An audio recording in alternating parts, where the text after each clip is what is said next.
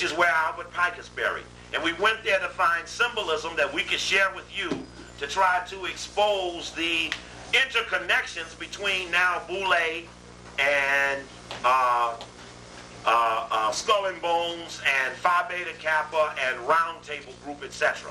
These interconnections are important because the concept of the trial of the oath takers is that at some moment when we believe we have the most substantial evidence, when we believe that our military apparatus is well prepared above the ground and below, then we will begin to exert influence upon those who we believe have betrayed us, and the trial of the oath takers will commence.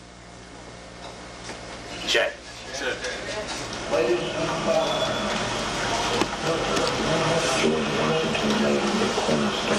Now this is the George Washington Masonic Temple. This is the hallway. It's recreating the original laying of the cornerstone of the Capitol building. Remember, the Capitol building that sits on the money is a cornerstone of masonry. That's the cornerstone of Freedom Hall at where Albert Pike is buried, and there is a slab from the Capitol building. Now they're very much into cornerstones as the adjoining moment of a building, the central, the core of a building.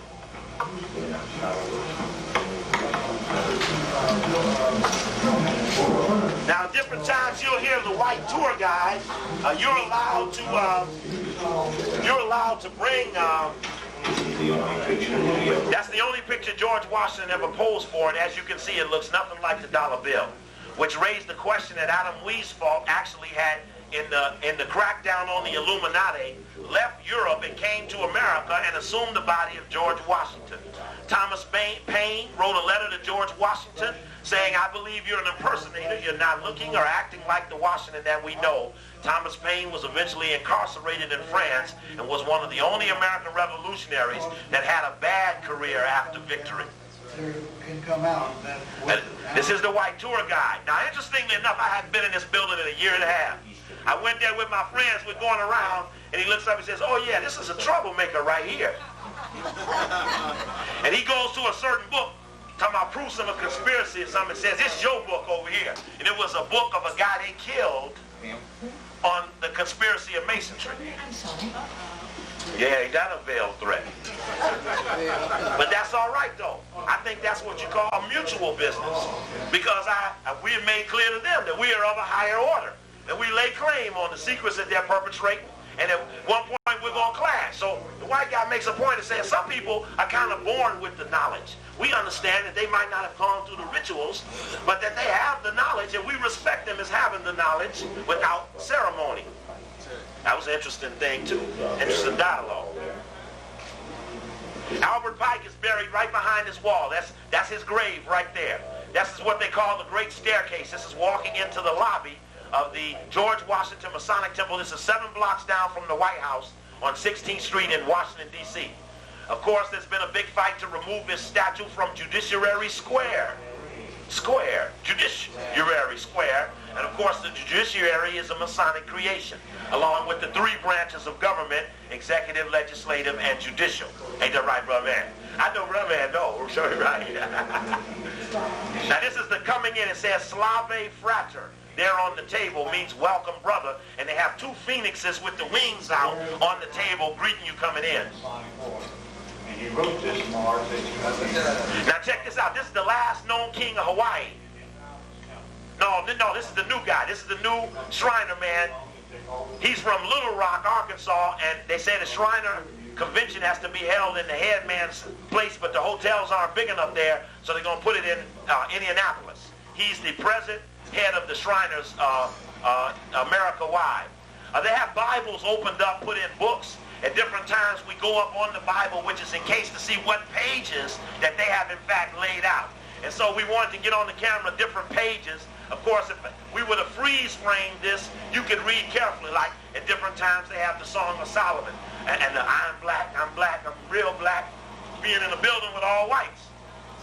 Again, they give honor that they know it's the black man and woman. and they give pride in the fact of killing them is success. You see, it is not that they don't know who you are. It's that they kill you and know who you are, which is what gives them honor. Don't you underestimate that. Don't get caught trying to convince them there's much evidence. Guy here, I said, who is Solomon? He said, he a black man. That's the tour guide. And I said, well, what's up with that? He said, yeah, Haile Selassie is his great-grandson, too. This white man standing in the temple telling us this. This is the Knights of Templar apron in the Masonic Lodge. And what's the Knights of Templar apron got? The skull and crossbones on it. Why? Because skull and crossbones emulates the Knights of Templar, which is interconnected into the Illuminati.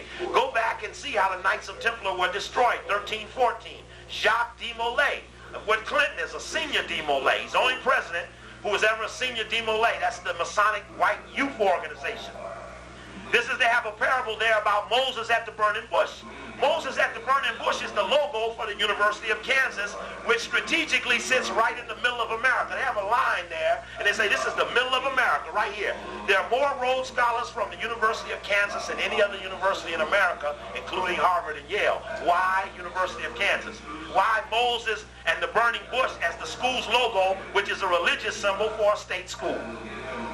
And right in the center of the campus is a huge statue, a 25-foot black statue of a Moses sitting in for a chapel, which has a burning bush as the stained glass window.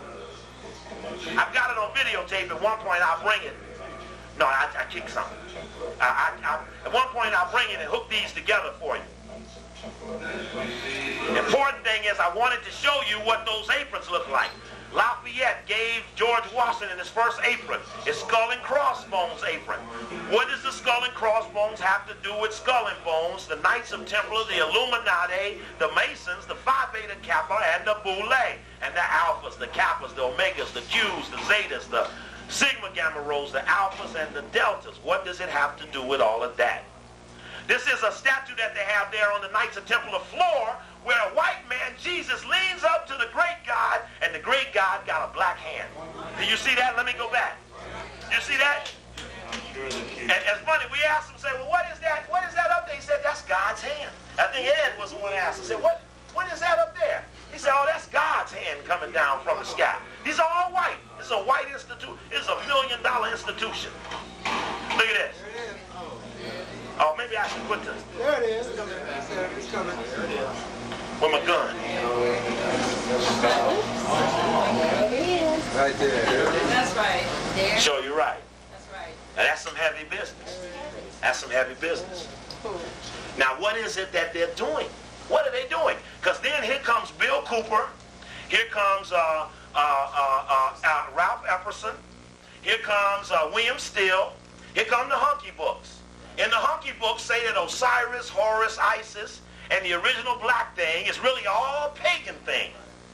By articulating and making the ancient Kemetic things pagan, we did not call them Osiris, Horus, Isis. It was the Greeks who renamed those things, and you all know better than I, who renamed those original Kemetic things, and then Albert Pike even began to name them and include them in his rituals. The whites who are coming against Albert Pike condemn Osiris, Horus, Isis, Ra as paganism based upon Albert Pike having radiated it. We say Pike didn't create it, and he's disqualified from being able to radiate it because it ain't his. Therefore, the process by which they are dehumanizing the ancient Kemetic thing is allowing the white Christian community to accept that, yes, it's not that white man, but no, it ain't the black man. So you got to check out, they got a double move. And that hunky, dirty, low-down white boy that come up in here, what's his name? Anthony Hilliard. And my people just beat him up in Vegas. Till we went down to Vegas, they jumped him real strong, running around the black community doing whatever he think he doing. I don't know, but I don't like it. Yeah, and he got some brothers with him too. Got a little lies about the black man being on the list of destruction. Well, that is true, No, but I mean but we don't need him to be running around telling us what some other hunkies think. Go fight the hunkies for us then. We've always said whites who want to support us can attack and dehumanize and destruct other whites and bring us the scalps. We'll pay for scalps. Switch this thing around here.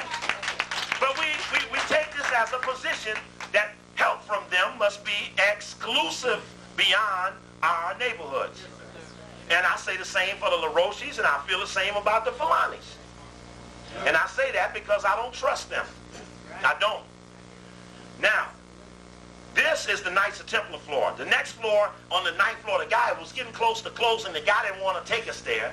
But on the 9th floor is the, what they call the Tall Cedars of Lebanon floor, the King Solomon's Temple. It's the 9th floor. This is the top floor of the George Washington Masonic Temple in Alexandria, Virginia. Right across from Washington National Airport. You can see it from the airport. It looks like a huge, different type of looking pyramid.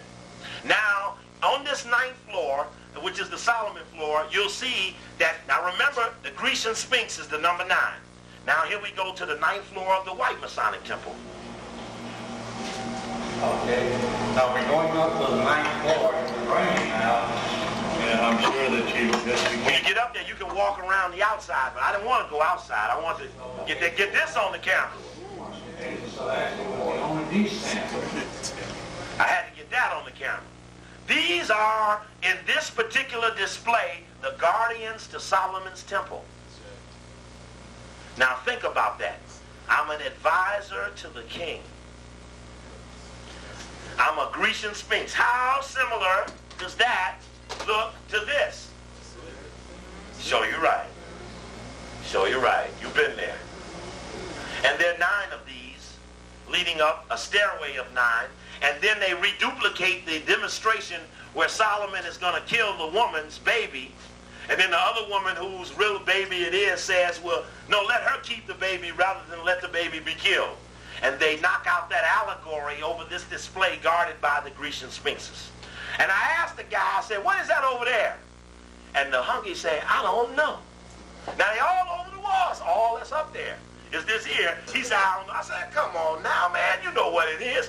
He said, well, it look a little to me like a griffin. So, well, what is that? And if the griffin is the guardian, why is that Griffin Park up there on the hill of Hollywood? You remember we came in before. When we translated through the Dictionary of Symbols, Holly is the German word for hell or cave. Cave wood. It's protected. But that might be the gate of hell right up the top of Griffin Park. It might be some shit deep down in the mountain, which is why it's a big earthquake of shit coming, because the shit gonna come up out of there. That's sure you're right. Y'all will greatly underestimate that shit when the shit show up. You can say, that damn Copley boy told us some shit was coming up out of here. No goddamn earthquake. Now, excuse my language. I shouldn't use that word. Good life. Listen to the white guy. He's talking. I'm trying to get his dialogue on the camera. The 12 lines representing the 12 tribes. This is 1/10. Look at what they got sitting there. Look, even how the lights are laid with triangle leading up the stairway to the reduplication of Solomon's Temple with the Sphinxes on the side as well.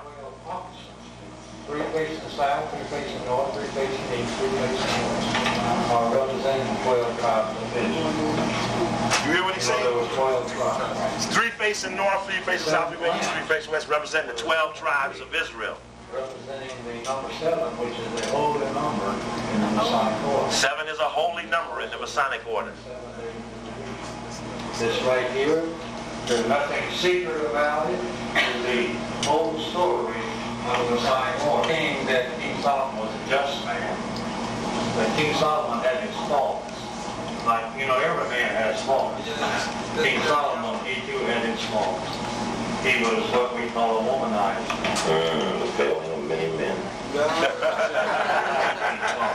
So you're right. That's the King Arthur moral to the story, was that Arthur fell for Genevieve, and that blew his thing. And so there's a dialogue in all of these societies warning the men about the parable of King Arthur or other men who fell through women.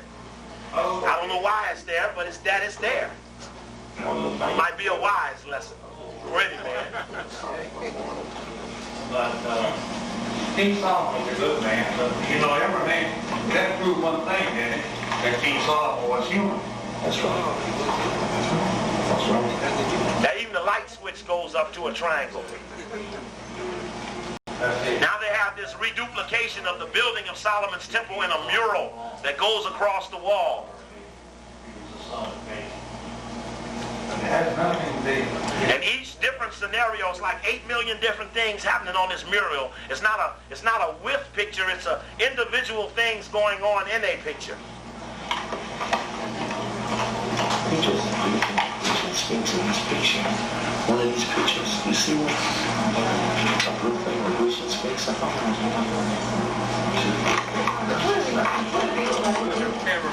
Yeah, I got the camera in my hand. I don't want to turn it off. I want to move to another spot to get another shot. He's trying to get us off the floor.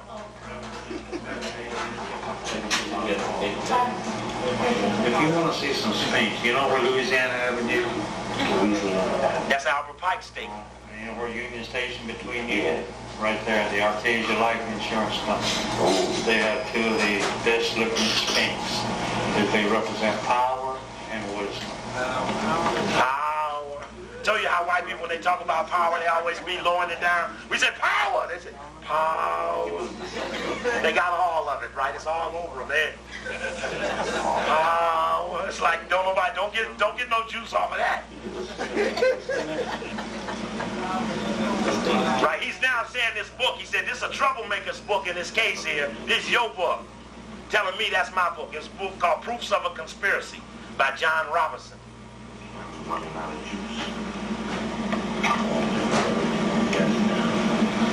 History of Jacobiism. They have all kind of precious documents there. Again, you're free to use cameras and other things. There are many of these in many cities, and we need to all put them together. Those key streets, those symbols, those artifacts, the Masonic temple here on Wilshire, Crenshaw, the black street and the white street coming together. Needs to be put into something. I shot the outside before, but it's loaded. Even the murals, Imhotep to George Washington, that's some heavy shit now. Oh yeah, about John Robinson. Don't see they tried to kill this dude.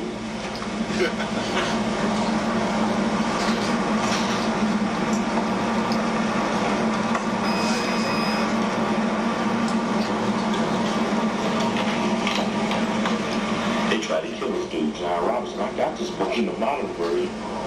He acts like you can't get the book. Proofs of a Conspiracy. The Conspiracy is against God and Man by John Robinson. I work for one of them little companies and shit. George Washington and anti-Masonry. What's this trying to say? They have many books on all books against Masonry they have. No. Every mention. How was it that this guy brings up